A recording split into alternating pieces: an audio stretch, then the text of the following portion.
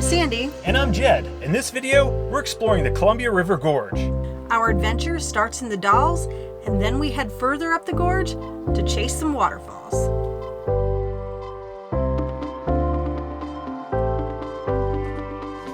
So this morning, after leaving our Harvest Host location, we are headed to explore the Columbia River Gorge. And our first stop of the day here is the Dalles Dam. And we're going to learn a little bit about this hydroelectric dam and check out the views.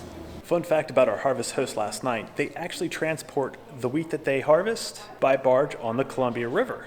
And these dams are actually really important to get supplies up and down the Columbia River Gorge. The main benefit of this is, number one, you can transport a lot cleaner on a barge than you can, let's say, with trucks or by rail. Another huge benefit, it's a straight shot to Portland, which has a gigantic port, and from there they can pretty much ship anything all over the world.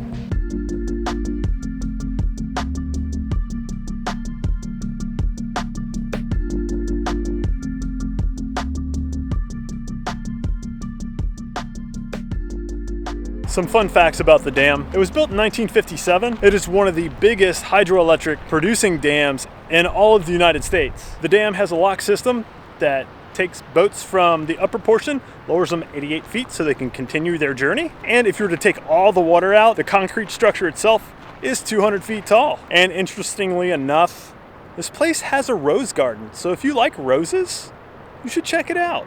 Unfortunately, there's not a whole lot of good areas to get a really good view of the dam. We crossed over to the Washington side, and there was really no place you can get a really good view of like the locks or the dam, but you can look at it while you're crossing the bridge. Now we're back on the Oregon side, and if you'll notice, you'll see all these little platforms on the river. Just like back in the day, the Columbia River is a huge food source for the indigenous peoples of this area, and they still fish kind of using the same techniques that they did in the past.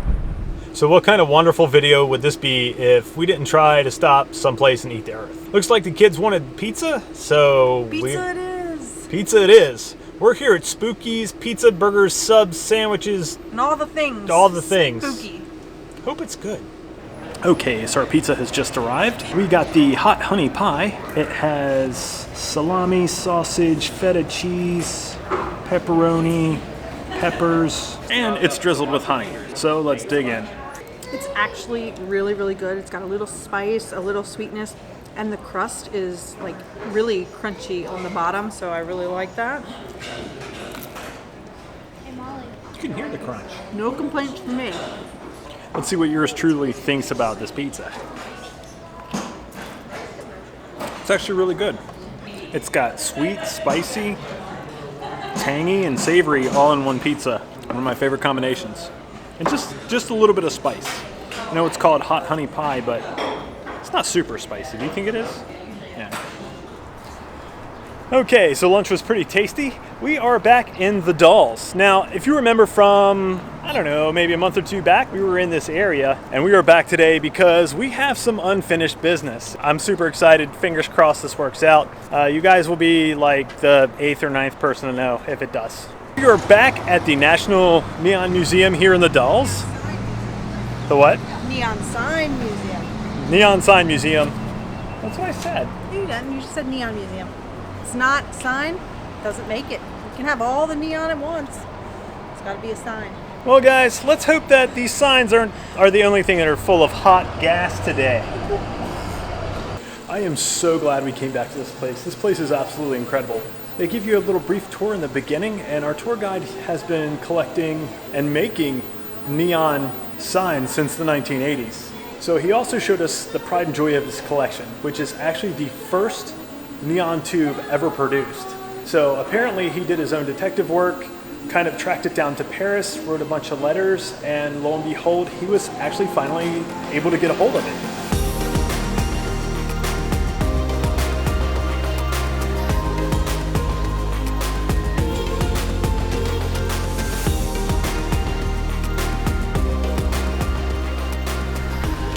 Okay, so we stopped by a little joint called Shannon's Ice Cream. It looks like it's in a house, like someone lives there. Anyway, Maybe they do.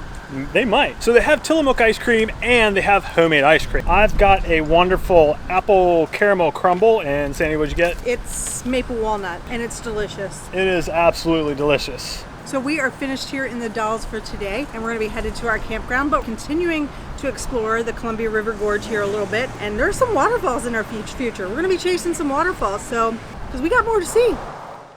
Good morning, everybody. Today we are continuing to explore the Columbia River Gorge. And we're probably at one of the most iconic and most visited locations in the area. So we are at Multnomah Falls. It is a 620-foot high waterfall. It's the tallest in the state of Oregon, and it is one of the most visited natural attractions in all of the Pacific Northwest. We have been here before, but so much has changed. Before you could just come up, park, go enjoy the falls, but due to the influx of visitors, things are a bit different. It is ran by the federal government. I'm not sure which organization actually controls it. It does require time entry to one of two areas. So there is a timed entry for the main parking lot off of I-84, and then there is also a timed entry to drive what they call the waterfall corridor, where there's tons of waterfalls through here. We are actually parked on the I-84 corridor. It's $2 through the recreation.gov website, so you can make your reservation there. And we do have a reservation to drive on the corridor later, so hopefully we'll get some scenic views there. But in the meantime, we are going to hike to the top of Multnomah Falls. So arguably the best views of any waterfall is probably from the bottom, where you can see the entire thing. The hike to the top is approximately a mile, and it is pretty steep up and steep down. Makes sense, it's a waterfall. Luckily for us out of shape people, there are plenty of places to stop and grab a seat, take a little bit of rest. As you come up, you get different views of the falls, which is pretty cool. Now most of the trail looks like it is paved, which, I mean, pavement is not my favorite thing to walk up. Okay, so let's finish strong and get to the top.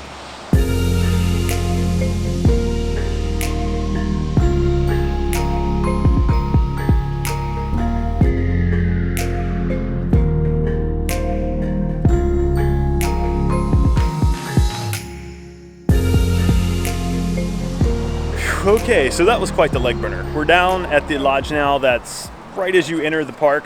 They have a coffee shop, they have a natural exhibit, they have a gift shop, they have a restaurant, and they also have restrooms. Highly recommend, if you gotta go, now's the time to go. So we recommend that you make your reservation as soon as you can, as soon as you know you're coming up here, because this place, despite the reservation system, still is pretty crowded. We have made our time to entry onto historic US 30. Fun fact, it's the longest road in the state, but this particular portion, you will need a permit. We have currently stopped at Horesetail Falls, which is this beautiful waterfall behind me. You can get up close and personal with it. Now, according to the sign, there's 3 kinds of waterfalls that you're gonna find along this road, and one type is the horsetail type. These types of waterfalls have a tendency to be skinny up top, and they kind of spread out, kind of like a horse's tail as they reach the bottom. And most importantly, they maintain some kind of contact with the underlying rock, which this one does. I know that was a long explanation, but long story short, it looks like a horse's tail.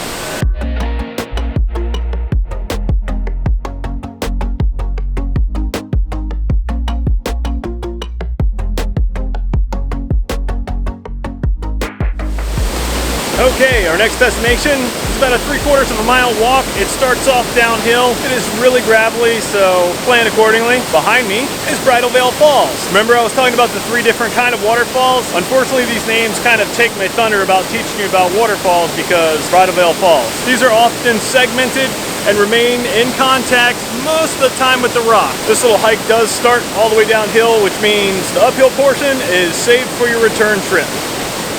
Okay, well, welcome to our next stop, the Vista House. The Vista House opened in 1918. It's a pretty cool, ornate building. And I was like, what in the world was this for? Surely it had a different purpose than just, hey, stop in, visit, use the bathroom, and, use the water fountain. But in 1918, this is what it's for. It's also considered a memorial to Oregon's pioneers, the people who originally settled here. But holy cow, they don't make rest stops like this anymore. The architecture in this building is actually really, really awesome. If you go downstairs, they have a coffee shop as well as a gift shop. And if you go upstairs, you get stunning views of the gorge itself.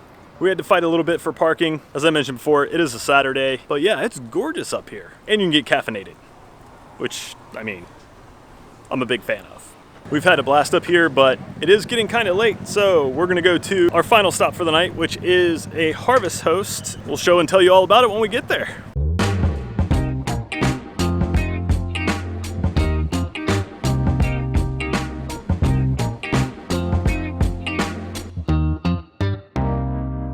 What's going on, everyone?